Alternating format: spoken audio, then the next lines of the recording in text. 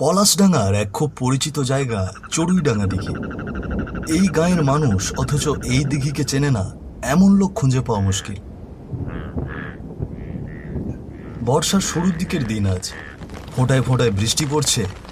প্রতিটা বৃষ্টির ফোঁটা দিঘিতে ক্ষুদ্র ক্ষুদ্র আলোড়ন সৃষ্টি করছে। কিছুক্ষণ পরপরই দমকা হাওয়ায় নিতাই আর হরিহরের নৌকা দুলে দুলে উঠছে। রাত প্রায় 12টা বাজে। পাড়ে দাঁড়িয়ে কাঁপা কাঁপা হাতে মাছেদের খাবার ছিটিয়ে দিচ্ছে আকবর। ঘাটের এক পাশটা জুড়ে যে নড়বড়ে মাচাটা, তার উপরে দাঁড়িয়ে আছে বীরেন। মাচাটা দেখেই বোঝা যাচ্ছে তার বয়স প্রায় অনেক। অনেক সময় ধরে মাছ ধরার পরেও জালে মাছ না ওঠায় বিরক্ত হয়ে চোখ মুখ কুঁচকে দাঁড়িয়ে রয়েছে বীরেন। গ্রামের পৈতৃক সম্পত্তি রক্ষার উদ্দেশ্যে শহর থেকে এখানে এসে নতুনভাবে বসবাস শুরু করেছে। চড়ুইডাঙ্গা দিঘিতে মাছ ছেড়েছে বেশ অনেক দিন হলো, তবে মাছ ওঠার কোনো নাম নেই। যাও চুনোপুটি ওঠে তাও বন্ধ করে দিয়েছে প্রায় বেশ কিছুদিন। না বাবু, আজ আর মাছ উঠবে বলে মনে হচ্ছে না। 2-3 ঘন্টা যাবৎ জাল ফেলে চলেছি, মাছের তো নামগন্ধ দেখতে পাচ্ছি না বাবু। মাছগুলোর কি হাত পা গুজিয়েছে? যাচ্ছেটা কোথায়? এত মাছ ছেড়েছি তাও তাদের দেখা নেই। বলি হচ্ছেটা কি? মাছ কি কেউ চুরি করে পালাচ্ছে? বাবু, ও জায়গা খান তো খুব একটা ভালো নয়, খোদার কসম বলছি। এর আগে যখন বড় সাহেব ছিল তখন কি বিশাল বিশাল মাছ উঠত, এখন তিনিও নাই, মাছও নাই। আকবরের কথাটা যেন কাটা ঘায়ে নুনের ছিটের মতো পড়ল বীরেনের। এতদিন ধরে এত পরিশ্রম করবার পরেও কোনো মাছের দেখা না পাওয়াটা মোটেই কোনো স্বাভাবিক ঘটনা নয়। এর আগেও বেশ কয়েকজন লোককে পাহারা বসিয়েছে, কিন্তু তারা কেউই একদিনের বেশি এখানে টিকতে পারেনি। তার উপর বাড়তি খরচ দিয়ে এই 3 জনকে রেখেছে বীরেন, তবুও কাজ হাসিল হচ্ছে না তার। পাহারাদার দরকার। আমার মাছ নিশ্চয়ই এখান থেকে কেউ চুরি করে। শহরের লোক ভেবে আমার দিঘির মাছ চুরি করে ভাবছে আমি কিছু করতে পারবো না। একবার ধরি বেটাকে, তারপর বুঝিয়ে দেব কত ধানে কত চাল। বীরেনের কথায় আবারও জাল ফেলে নিতাই আর হরিহর। মাঝরাত পর্যন্ত চলে এই দৃশ্য, তবুও মাছের দেখা মেলে না। বীরেনের মাথায় দুশ্চিন্তা ঘোরাফেরা করে। মনে মনে ভাবে এখানে অতি সত্বর একজন পাহারাদার বসানোর ব্যবস্থা করতে হবে, অন্যথায় মাছের দেখা মিলবে না। এই নেন বাবু, চা খান। কি হলো ও বাবু, শুনতে পাচ্ছেন নে? হ্যাঁ, ও চা দাও দাও। কি হয়েছে বাবু, আপনাকে আজ এত চিন্তিত লাগছে কেন? খানিকটা চিন্তায় তো আছি, কোনো উপায় তো দেখতে পাচ্ছি না। আহা, কি হয়েছে একবার বলুনই না বাবু। একজন পাহারাদার দরকার ছিল। আমার ওই চড়ুইডাঙ্গা দিঘিতে মাছ ছেড়েছিলাম, সেখানে পাহারা দেওয়ার জন্য একজন পাহারাদার দরকার। জানি না কেন কোনো মাছ ধরাই পড়ছে না। প্রথম প্রথম 2-1খানা মাছ ধরা পড়লেও এতবার জাল ফেলার পরেও কোনো মাছ ওঠে না। চড়ুইডাঙ্গা দিঘি, ওখানে পাহাড়ে দেওয়ার মতো মানুষ পাবেন না, ওইখানে কেউ যেতে চায় না। মানে ওখানে কেউ যেতে চাইবে না কেন? আমার মনে হচ্ছে ওখানে কেউ মাছ চুরি করছে রাতের বেলা, সেটা পাহারা দেওয়ার জন্যই লোক দরকার। আমি অত শত বলতে পারবো নি বাবু, ও দিঘিতে রাতের বেলা কেউ যেতে সাহস পাবে নে, দিনের বেলাতেই তো কত মানুষ ওপদ মারায় নে। দোকানদারের কথায় বীরেন বেশ খানিকটা আশ্চর্য হলো বটে, তবে মুখে সেটা প্রকাশ করল না।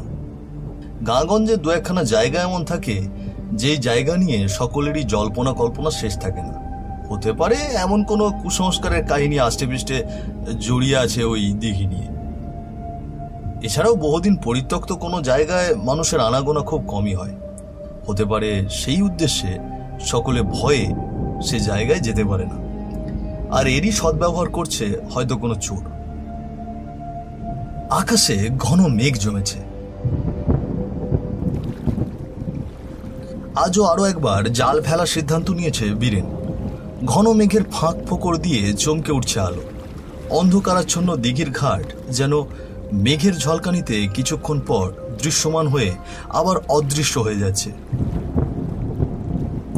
দমকা হাওয়ায় দিঘির জল তালে তালে দুলে উঠছে। আজও বীরেন মুখ অন্ধকার করে দাঁড়িয়ে আছে। হুজুর, আজকেও মাছ উঠবে বলে মনে হচ্ছে না। আমার মনে হয় অন্য কোথাও মাছ ধরা উচিত হবে। মানে কি বলতে চাইছিস তুই? আমার দিঘির এত টাকার মাছ কেউ চুরি করে নিয়ে যাবে আর আমি তাকে না ধরে তলপি তলপা গুটিয়ে অন্য জায়গায় চলে যাব? পাহারাদার খুঁজেছিস? আগে হুজুর, তবে এই জায়গাতে কেউ আসতে চাইছে না। এই জায়গাটারে গাঁয়ের লোক ভয় পায়। এই জায়গার ধারে কাছে কেউ আসতে চায় না। আবার সেই একই কথা, সবার আমার এই জায়গাটা নিয়েই সমস্যা। বেশ, অন্য কেউ যদি না চায় তাহলে আমার এই জায়গা আমি নিজেই পাহারা দেব। দেখি কোন ব্যাটা আসে আমার মাছ চুরি করতে। ও ভুল করতে যাবেননি হুজুর, এখানে রাত কাটালেই বিপদে পড়বেন। দেখি কোন বিপদ আমায় ধরতে আসে। কোন ব্যাটা আমার মাছ চুরি করতে আসে সেটা আমাকে ধরতেই হবে। ও সব বিপদ টিপদকে আমি ভয় পাই না। তোরা থাকলে থাক, না হলে তোরাও যা। আজকে কোন ব্যাটা আমার মাছ চুরি করতে আসে সেটা দেখেই ছাড়বো। আর কেন এই জায়গাতে সবার এত ভয় সেটাও খুঁজে বের করব। আমি শহরের মানুষ, এসব কুসংস্কারে বিশ্বাসী নই। আকাশে খণ্ড খণ্ড কালো মেঘের মাঝখান দিয়ে মাঝে মাঝেই বিদ্যুৎ চমকে উঠছে। কিছুক্ষণ পর পর মেঘের গুড়গুড় আওয়াজ শোনা যাচ্ছে। বীরেন ছাতা মাথায় ঠায় বসে রয়েছে মাচার ওপর। বেশ অনেকটা সময় পার হয়ে যাওয়ার পরেও কারো দেখা মেলেনি এখনো। আজ বাইরের শীতটা বড্ড বেশি, এখানে চাদর আনলে ভালো হতো ভাবছে বীরেন। এমন সময় হঠাৎ করে পেছন থেকে কিছু একটা বীরেনের কাঁধে স্পর্শ করল। আচমকা কিছু অনুভব করে বীরেন প্রচন্ড ভয় পেয়ে গেল। পিছন ঘুরে কোনো কিছুই দেখতে পেল না সে। ঠান্ডা কোনো কিছু স্পর্শ একেবারে স্পষ্টভাবেই অনুভব করেছিল সে, যেটা কোনো সাধারণ মানুষের হাতের স্পর্শ হতেই পারে না।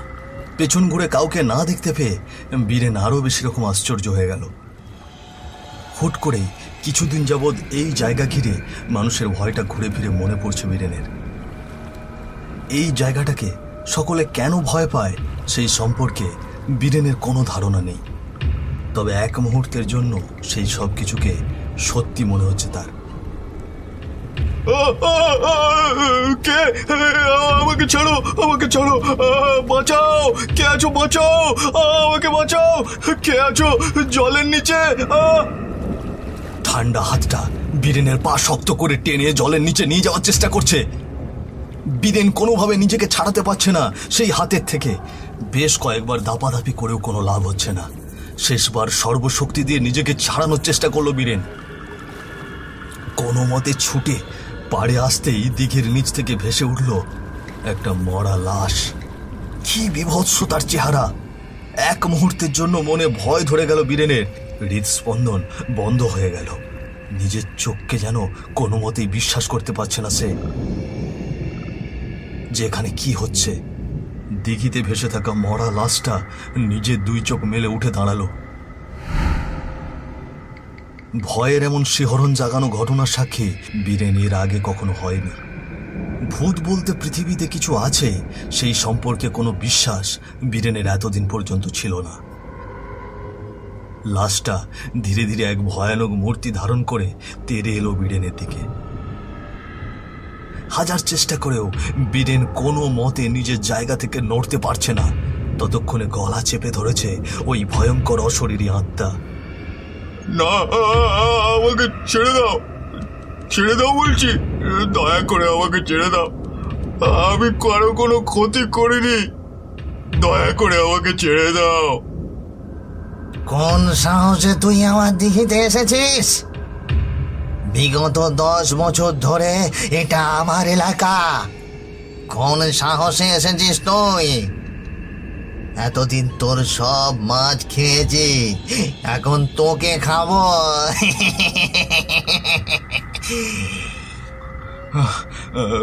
আমাকে বাঁচান, বাঁচান আমাকে।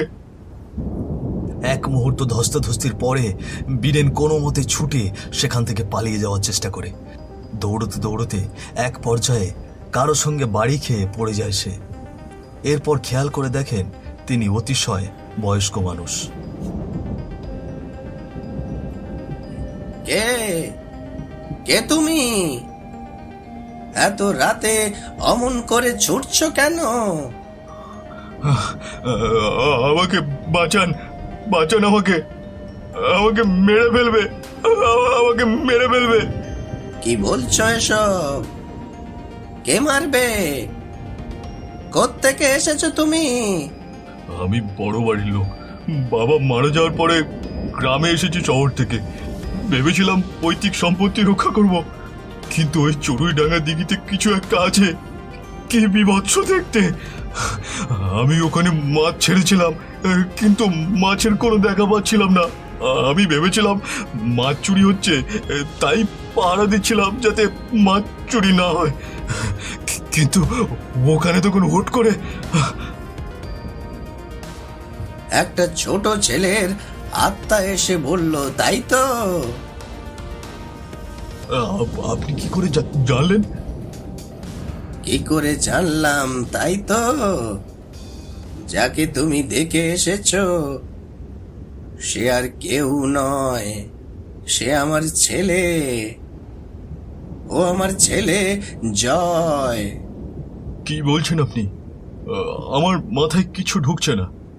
শোনো তবে, আজ থেকে প্রায় 10 বছর আগের কথা। এই তোরা আজকে ফুটবল খেলতে যাবি? হ্যাঁ যাব। কেন? আমাকে তোদের সাথে খেলতে নিবি? তোরা তো কখনো আমায় খেলতে নিস না। বেশ করে নেই না, হিজড়াদের আবার খেলা কিসের রে? যা, তোর মতো লোকেদের সঙ্গে গিয়ে হাত তালি দিয়ে বেড়া। খবরদার, আমাকে হিজড়া বলবি না বলে দিলাম। তো আর কি বলবো? এই মেয়েদের মতো মিনমিন করিস না তো, যা এখান থেকে। তোকে আমাদের সাথে কে আসতে বলে? তোদের বন্ধু ভাবতাম, তাই তো আসতাম। আমরা শুধু স্বাভাবিক মানুষজনদের সাথেই বন্ধুত্ব করি। আগে গিয়ে পুরোপুরি ছেলে হয়ে আয়, তারপর আমাদের সাথে মিশবি। যা, ভাগ এখান থেকে। বন্ধুদের কথায় মন খারাপ করে জয় একা একা হাঁটতে হাঁটতে বাড়ি ফিরে আসে। তৃতীয় লিঙ্গের মানুষ হওয়ার কারণে তাকে উঠতে বসতে মানুষের হাসি তামাশার খোরাক হতে হয়। এর থেকে কবে মুক্তি মিলবে তা তার জানা নেই। এই সমাজে তৃতীয় লিঙ্গের মানুষকে খুব একটা সহজে কেউ গ্রহণ করে না, কিংবা করতেও চায় না। জয়ও তাদের মধ্যে একজন। তার পরিবার তাকে কোনো মতে মেনে নিলেও সমাজের লোকজন তাকে কোনোভাবেই মেনে নিতে পারছে না। বিশেষ করে এই গ্রামের মানুষজন তাকে দু চোখে সহ্য করতে পারে না। আজকাল নিজের পরিবারের থেকেও কিছুটা অবহেলা পাচ্ছে জয়। ঠিক বলেছেন বাবু, এটা খুব খারাপ হয়েছে শম্ভুনাথ বাবুর সাথে। বৌদি কি নিষ্ঠাবতী ছিল, আহারে, পেটের সন্তানের জন্য কত কষ্ট সহ্য করেছে। কে জানতো সন্তানকে জন্ম দিতে গিয়ে সে মারা যাবে, আর সেই সন্তানই হবে হিজড়ে। আহারে। সত্যি তোমার জন্য খারাপ লাগে শম্ভুদা। তুমি ওটাকে বাড়ি থেকে বার করে দিচ্ছ না কেন? 20 বছর তো হয়ে গেল বয়স। ও তোমার কোন কাজে লাগে শুনি? তুমি জানো না এই গায়ে কেউ হিজড়ে পছন্দ করে না? হাজার হোক নিজে জন্ম দিয়েছি তো, বাড়ি থেকে তো আর বের করে দিতে পারি না। আরে এগুলো সব পূর্বজন্মের পাপের ফল। নিঘাত কোনো পাপ করেছিল, তার ফল এ জন্মে পাচ্ছে। ওটাকে শিগগিরই বাড়ি থেকে তাড়াও। যদি বাঁচতে চাও তবে ওটাকে তাড়াও। গায়ের লোকেরা তো এমনিতেই এক ঘরে করে দিয়েছে, এরপর গ্রাম থেকে না বার করে দেয়। ওসব ঘরে রাখতে নেই গো। কিন্তু কিন্তু আবার কিসের? সেদিন তোমারই হিজড়ে সন্তান নিয়ে কথা উঠেছিল, সকলে কি হাসাহাসি করলো। সময় থাকতে ওটাকে বিদেয় করো। সব সময় নিজের ছেলের সম্পর্কে এসব শোনেন শম্ভুনাথ। তবে আজকের কথাগুলো বড্ড গায়ে লাগার মতো ছিল। 7-5 না ভেবেই রেগে বাড়ি ফিরে আসেন শম্ভুনাথ। জয়, কোথায় তুই? শিগগির বেরিয়ে হতচ্ছাড়া। কি হয়েছে বাবা, তুমি এমন রেগে আছো কেন? রেগে থাকবো না? তোর মতন একটা পাপকে জন্ম দিয়ে রেগে থাকবো না তো কি করবো? হ্যাঁ, ইজড়া কোথাকার। আচমকা বলা বাবার এই তিক্ত কথাগুলো জয় কোনোভাবেই আশা করেনি। বাবার কথাগুলোয় আজ ভীষণ পরিমাণে ঘৃণা প্রকাশ পাচ্ছে। জয় মুখের উপরে কোনো কথা বলতে পারে না, শুধু বলে, আমি ছেলেও না মেয়েও না, এটা কি আমার দোষ বাবা? এরপর ছেলেটা সেই যে বেরিয়ে গেল, আর ফেরত এলো না। চড়ুইডাঙ্গার ওই মাচাটা ছিল ওর সব থেকে প্রিয় জায়গা। কারণে অকারণে মন খারাপ হলে কিংবা খুশি হলে ও সেখানে গিয়ে বসে থাকতো, একা একা মাছেদের সাথে গল্প করত। কারণ ওর কোনো বন্ধু ছিল না। বাড়ি থেকে বেরিয়ে সেখানেই আত্মহত্যা করে আমার সন্তান। এরপর ও সমস্ত রাগ এসে পড়ে অন্যান্য মানুষের উপর। তাই সকলে ভয়ে আর ওই দিক মারায় না। শম্ভুনাথ বাবুর কথাগুলো নিঃশব্দে অপলক দৃষ্টিতে চেয়ে শুনল বীরেন। সত্যি আজ পৃথিবী অনেকটা এগিয়ে গেলেও আমাদের মন মানসিকতা খুব বেশি পাল্টায়নি। কোনো তৃতীয় লিঙ্গের মানুষদের আমরা আজও আমাদের স্বাভাবিক জীবনে ঠাঁই দিতে পারিনি। তাদেরকে পূর্বজন্মের অভিশাপ কিংবা কোনো এক পাপের ফসল হিসেবে আমরা এখনো বিবেচনা করি।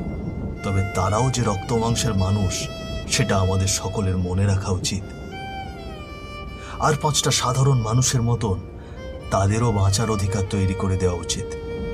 যদি আমরাই তাদের সুস্থভাবে বাঁচার সুযোগটা করে দিই, তবে তারা আর অকালে কষ্ট বুকে চেপে রেখে পৃথিবী ছেড়ে চলে যাবে না।